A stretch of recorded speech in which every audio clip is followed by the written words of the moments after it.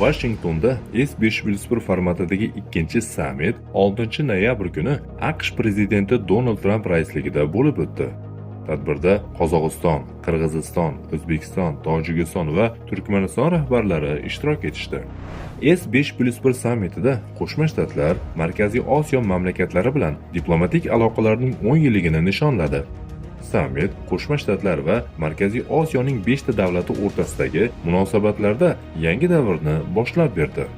Prezident Trampning Markaziy Osiyo rahbarlari bilan ikki tomonlama uchrashuvlaridan so'ng bir qator kelishuvlar imzolandi. Tramp Qo'shma Shtatlar O'zbekiston bilan 135 milliard dollardan ortiq qiymatga ega ajoyib savdo iqtisodiy kelishuv tuzilgani haqida ma'lum qildi. Keyingi 3 yil ichida O'zbekiston Amerikaning asosiy sanoat tarmoqlariga taxminan 35 milliard dollar, keyingi 10 yilda esa 100 milliard dollardan ortiq mablag' sarmoya kiritadi. To'qayevning xabar berishicha, Qo'shma Shtatlarga tashrifi davomida ikki mamlakatlar kompaniyalari o'rtasida mineral resurslar, energetika va transport sohalarida 17 milliard dollardan ortiq qiymatdagi bitimlar tuzilgan. Tojikiston ham Qo'shma Shtatlardan 14 ta zamonaviy samolyot sotib olganini bildirdi. Bishkek va Ashxobod Qo'shma Shtatlar bilan shartnomalar imzolamagan, ammo sheriklikni chuqurlashtirish niyatlarini bildirishgan.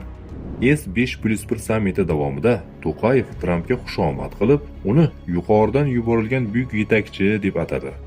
Yana To'qayev qilgan eng yomon ish Qozog'istonni Ibrohim kelishuvlariga qo'shilishini e'lon qilish bo'ldi. Qozog'istonning Ibrohim kelishuvlariga qo'shilishi G'azoda 100 mingdan ortiq musulmonlarning qonini to'kkan sionistlarga yordam sifatida baholanadi. Ibrohim kelishuvlari Isroil va 4 ta arab davlati o'rtasida tuzilgan shartnoma bo'lib, mintaqadagi qo'shnilar o'rtasida tinchlik g'oyasi va munosabatlarni normallashtirishni anglatadi. Hujjat Donald Trampning tashabbusi bilan uning birinchi prezidentlik davrida 2020-yil 15-mayda Bahrayn, Isroil va Birlashgan Arab Amirliklari o'rtasida imzolangan. Falastinning falokati nafaqat yahudiylar vujudining mavjudligi bilangina emas, balki shu yahudiylarning muborak zaminda mavjudligini kafolatlaydigan qo'g'irchoq rejimlar va malay hukmdorlarining mavjudligi bilan ham bog'liq.